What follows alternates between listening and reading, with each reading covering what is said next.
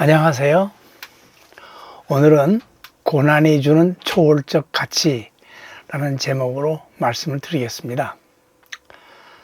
우리는 하나님의 자녀들입니다. 이렇게 자신 있게 말할 수 있어야 하고 하나님의 자녀가 되기 위한 노력을 아끼지 말아야 합니다. 그런데 하나님의 자녀가 되려면 필수 조건이 뒤따릅니다. 그것은 다름 아닌 고난이라고 하는 걸림돌입니다. 이유는 간단해요. 우리 모두가 죄인이라는 사실이고 이러한 죄의 뿌리가 뽑히기 위해선 반드시 수반되는 것이 연단이라는 사실입니다. 이러한 고난이 성경에서 대략 30여 종류로 나타나고 있는데 이를 통해 얻는 의미가 각각 다르고 고난으로 통칭되는 개념 속에는 매우 다양한 의미들이 세분화되어서 다가옵니다. 그리고 성경에서 말하고 있는 고난은 세상이 이해하고 있는 고난과는 근본적으로 다르다는 사실입니다. 우선 불교만 하더라도 사람이 낳고 늙고 병들고 죽고 하는 생로병사의 4가지 고난을 기본으로 해서 8고, 16고, 32고, 64고, 128고 등으로 풀어나가면서 고난의 철학을 전개해 나갑니다. 인간의 삶 전체를 고난으로 보는 것입니다. 그러면서 고난의 원인과 고난을 벗어날 깨달음의 목표와 비법을 말하고 있습니다. 이는 고난을 고난으로서만 가르치고 있는 감이 없지 않지요. 여기에 비해 대부분의 세상 사람들은 고난에서 의미를 적극적으로 발견하기보다는 고난을 회피하려고 합니다. 그래서 고난이 닥치면 두려워하고 원망하기도 하고 괴로워하기도 하고 또 슬퍼하기도 하는 겁니다. 그러나 성경에선 그리스도인들이 당하는 고난이야말로 하나님의 축복이라고까지 증거하고 있습니다. 그렇다면 성경에 나타나는 고난의 참 의미를 깨닫고 또 믿는 것은 대단히 중요하다고 말할 수 있겠죠. 또 이렇게 할 때 우리가 고난에 계속 머물러 있지 않게 된다는 사실도 깨닫게 됩니다. 인생은 고난을 위하여 낳았나니 불티가 위로 나름 같으니라. 욥기 5장 7절의 말씀입니다. 인생은 누구나 고난이 있게 마련이고 그 고난을 피할 수 없는 것이 인생이라는 말입니다. 그리고 물질이 타면 불티가 나게 되어 있고 불티는 위로 올라가게 되어 있잖아요. 이것이 뭘 말하는 것이냐면 우리가 고난을 당할 때 회개의 눈물과 찬양의 불티가 되어서 하늘로 올라간다는 의미로 받아들이면 아주 좋을 것 같습니다. 사회생활을 하다 보면 하고 싶은 것도 많지요. 또 반면에 하기 싫은 것도 많습니다. 하고 싶은 것은 대체로 육신의 정욕을 만족시켜주는 것들인 경우이고 하기 싫은 것은 꼭 그렇지만은 않지만 육신의 정욕과는 무관한 것일 때가 많습니다. 육신의 정욕을 부추기는 것은 주로 탐욕이 지배를 받는 것들로서 죄와 결부되어 있습니다. 세상을 마귀가 지배해서 그러는지 정말 엄청난 유혹으로 우리들의 영혼을 흔들어댑니다. 그야말로 눈 없으면 코 베어갈 판입니다.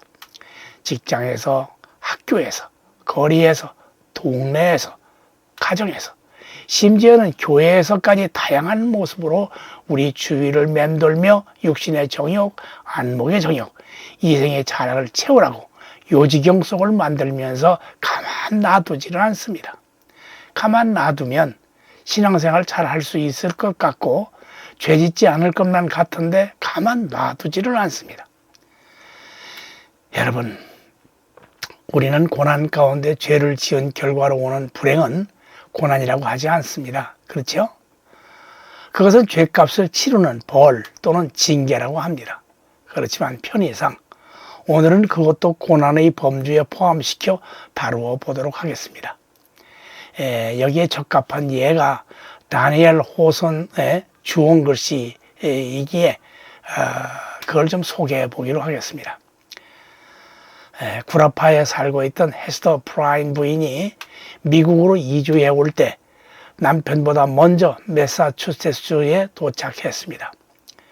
그리고 남편을 기다리는데 아무리 기다려도 오지를 않다가 어느 날 남편이 타고 오던 배가 파손이 돼서 남편이 죽었다는 소식을 전해 듣고 슬픔에 져서 하늘이 무너지는 듯한 그런 절망의 시간을 보내고 있을 때 딤스 레일 목사님이 따뜻한 위로를 해주며 용기를 북돋아 주었습니다. 그러는 사이에 둘이 정이 들어서 그만 펄이라고 하는 딸을 낳게 됩니다. 이러한 사실로 프라인 부인은 간통죄로 고발을 당했고 그녀의 가슴에 간통이라는 뜻의 adultery에서 A자를 주원 글씨로 새겨 넣게 되었습니다. 그렇지만 프라인 부인은 끝까지 애 아빠인 목사님을 밝히지 않고 사람들의 손가락질을 혼자서 다 받아냈습니다. 그러던 어느 날 죽었다던 남편이 돌아와서 목사와 아내의 간통 사실을 알아냈고 기발한 방법으로 이들을 피를 말리기 시작합니다. 이 때문에 딤스 레일 목사는 양심의 가책을 느낀 나머지 자살을 했고 프라인 부인은 어디를 가나 침뱉음을 당하고 온갖 멸시와 천대를 받아가면서 말도 못한 고난의 세월을 보내게 됩니다. 프라인 부인은 이 모든 고난을 당연히 받아야 할 벌이라 생각하면서 그야말로 성실하게 정직하게 모진 목숨을 이어갔습니다. 이러한 그녀의 생활을 보고 느낀 주변 사람들이 그 A자를 adultery가 아니라 angel, 즉 천사의 A로 여겨주었다 하는 소설입니다. 사람이란 이러한 고난을 통해서 자신의 허물과 죄를 바로 깨닫고 하나님 앞에 회개하면 용서를 받습니다. 고난 당하기 전엔 내가 그릇 행하였더니 이제는 주의 말씀을 지키나이다. 아멘. 시편 119편 67편의 말씀입니다. 다음은 더 나은 믿음을 얻기 위해 받아야 하는 고난입니다. 부천에서 제일 좋은 고등학교가 부천고등학교입니다. 왜 좋은 학교일까요? 역사와 전통이 깊어서? 아니면 학교 선생님들이 훌륭하고 실력이 좋아서? 물론 이런 것들이 좋은 학교로서의 필요 조건은 되겠지만 충분 조건은 안 됩니다. 부천고등학교가 인류고등학교가 되는 충분 조건은 서울대학교에 몇 명이나 합격하느냐에 달려 있는 것입니다. 그래서 서울대학 입학률이 좋아진 부천고등학교에 들어가면 학부형들이 무척 좋아합니다. 얼굴에서 미소가 떠나질 않고 만나는 사람마다 은근히 자랑도 서슴지 않습니다. 그런데 막상 그 학교에 다니는 학생들은 그렇지가 않습니다. 한마디로 죽을 맛입니다. 다른 학생들은 친구들과 어울려 놀러 다니고 여학생들과 미팅도 즐기며 주말이면 농구장이나 야구장으로 운동 경기를 보러 다니기도 하고 맛있는 음식을 사 먹기도 하고 또 영화 구경도 심심치 않게 하는데 인류고등학교에 다닌다는 이유 하나만으로 인생을 즐기기는커녕 학교에서 학원에서 가정에서까지 긴장의 고삐를 늦추지 않고 옥죄고 있으니 숨이 막힐 정도로 갑갑하고 미칠 지경일 겁니다.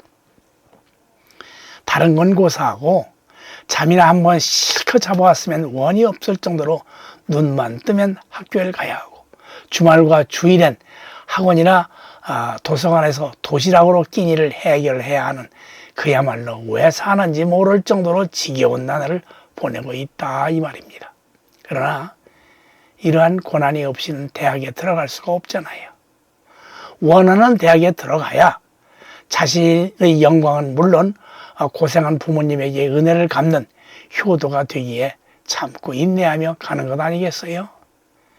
이처럼 우리가 교회에 다니며 하기 싫은 일을 만나고 마음에 들지 않는 봉사활동을 하며 시도 때도 없이 기도와 찬양을 드리는 것은 나를 쳐서 복종시키는 일이 됩니다. 그리고 예수님을 영접하면 복을 받는다고 하는데 만약에 복은커녕 집안에 우환이 끊이질 않고 잘 나가던 사업도 부도가 나질 않나 아들이 교통사고를 당해서 하루아침에 병신이 되었다면 어떻게 하시겠습니까? 여기엔 하나님의 분명한 뜻이 있음을 알아야 합니다. 그래서 이때의 원망이나 절망은 절대 금물입니다. 이러한 일들이 왜 일어났는지 자신의 주변을 살펴보고 하나님께 죄 지은 것이 있다면 회개를 촉구하는 신호로 받아들여야 자비를 베풀어 달라고 죽기 살기로 기도해야 하는 것입니다. 아무런 잘못도 만약에 발견할 수가 없다면 인내하는 가운데 2배의 축복을 기대하면 됩니다. 그리고 여기에 수반되는 영적 성장은 따놓은 당상이 되는 겁니다. 이것들은 하나같이 하나님의 말씀에 순종하는 길이므로 인내의 열매를 맺는 것이고 하나님의 은총을 입게 되는 것입니다. 우리들의 믿음이 자라기 위해서는 이 같은 연단이 반드시 있어야 하는 것이고 이러한 연단에 의해서 영적 성장이 이루어질 때에 천국 백성이 되는 겁니다. 하나님의 자녀가 된다는 말입니다.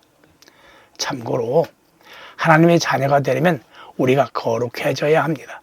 왜냐하면 하나님이 거룩하시기 때문인데 하나님과 함께 살려면 죄인된 몸으로는 불가능합니다. 죄인된 몸으로 하나님을 보게 되면 그 자리에서 죽을 수밖에 없기 때문에 그렇습니다. 반드시 믿음이 성장하여 우리의 심령 속에 죄성이 뿌리 뽑혀야 하나님을 뵐 수 있고 이런 상태가 소위 거룩한 상태인 것입니다. 그래서 지금의 고난은 신비가 있고 거기에는 존엄성과 고귀함도 깃들여져 있는 것입니다. 이것을 어찌 축복이라 아니할 수 있겠습니까? 다시 말하지만 장차올 영광에 비하면 지금의 고난은 정말로 아무것도 아니라고 말해야 할 것입니다. 마지막으로 요한복음 9장 1절에서 3절을 보면 이 사람이 소경으로 난 것이 네 죄로 인함이오니까 라고 제자들이 예수님께 물어보았는데 이는 그 사람이 소경된 것이 자신의 죄나 그 부모의 죄 때문이라는 대답을 듣기 원했던 것 같습니다. 그런데 예수님의 대답은 의외였습니다. 이 사람이 소경된 것은 이 사람의 죄도 아니고 부모님의 죄도 아니며 다만 이 사람에게서 하나님의 놀라운 일을 드러내기 위한 것이다 라고 이 사람이 받는 고난의 목적까지도 밝혀주셨습니다. 이는 고난을 당함이 징계나 죄의 탓으로만 보는 고정관념을 바로잡아주는 의미도 분명하지만 그리스도인들은 고난을 통하여 그리스도께서 당하신 고난에 조금이나마 동참함으로써 그리스도의 영광에도 동참할 기회를 부여해 준다고 볼 수가 있는 것입니다. 다시 말해서 고난을 통하여 겸손히 하나님을 전적으로 신뢰하는 온전한 신앙, 인격자가 되어간다는 말입니다. 사람들은 무엇이든지 잘 되어야만 믿음이 좋다고 생각을 합니다. 맞습니까? 세상 일이 척척 잘 풀려나가야 믿음이 좋은 겁니까? 그렇다면요, 평생 믿음을 잘 지켰다고 주장한 바울을 한번 봅시다. 그의 생애를 통틀어서 잘 되었다 싶은 때가 별로 없었습니다. 걸핏하면 옥에 갇히고 계속해서 도망다니고 거반 죽을 때까지 매를 맞은 적이 얼마였습니까? 그리고 수시로 굶주렸고 헐벗은 때가 한두 번이 아니었습니다. 매 맞고 굶주리고 헐벗고 욕먹는 일을 밥 먹듯 했습니다. 그렇다면 바울이 감옥에 갇혀 있을 때 믿음을 지키지 못한 때였습니까?